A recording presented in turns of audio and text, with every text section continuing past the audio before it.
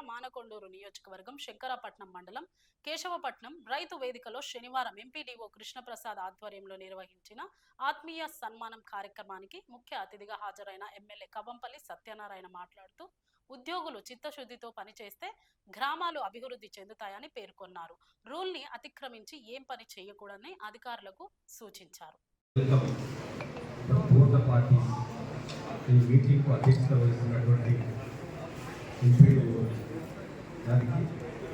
అదేవిధంగా మొన్నటి వరకు ఇప్పుడే ఉద్యోగం చేసి బదిలీపై వెళ్ళినటువంటి ఎంపీడీఓ గారికి, శ్రీవాణి గారికి, మా భీష్మ పితామహులు మాజీ ఎంపీటీసీ శ్రీరణ గారికి, మా మండల అధ్యక్షుడు బసవయ్య గారికి, మరి ముఖ్యంగా ఈ గ్రామాలకు ప్రాణం పోసే గ్రామ విలేజ్ పంచాయత్ సెక్రటరీలకు, ఇతర ఉన్నతాధికారులకు, మా కాంగ్రెస్ పార్టీ నాయకులకు, గ్రామ ప్రజలందరికీ నమస్కారాలు తెలియజేస్తూ,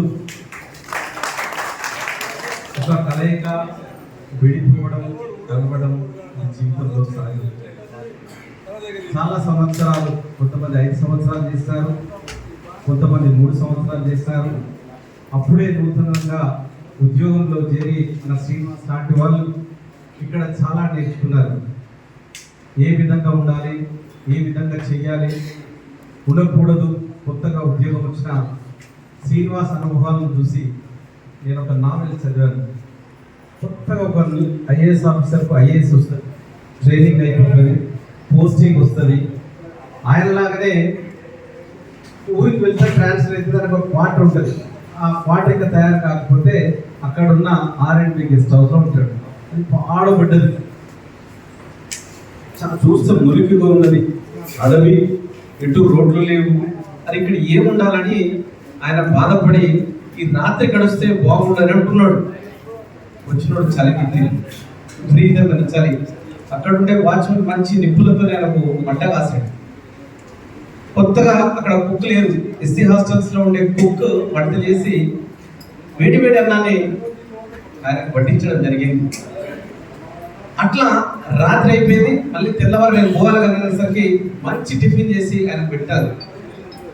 ఈ వాళ్ళ ఆత్మీయత, ప్రేమ ఆ రాత్రంతా చూసి ఆలోచించి నిద్ర వదలడు ఆయన. కానీ కదా ఏసీ లేదు, దోమలు. ఆ దోమలకు కూడా వాడు దోమల మందు తీసుకొని పెట్టినాడు. ఆ కాయలు పెడుతుంటే పొగ వస్తుంది. అంటే నేను చదువుకున్నదేమో మంచి స్కూల్లో చదువుకున్నా, నాకు టాప్ ర్యాంకర్ని, నేను ఇక్కడ వచ్చి బ్రతకాల్సి వస్తుంది ఏంది అని వచ్చినాడు. రాత్రంతా ఆలోచించి ఈ ఊర్లో నేను ఉండాలని ఆయన ఏదైతే తాలూకా అసిస్టెంట్ కలెక్టర్ ఉన్నాడో దాదాపుగా 2 సంవత్సరాల ట్రైనింగ్ పీరియడ్ అయిపోతుంది అక్కడ ఉన్నాడు.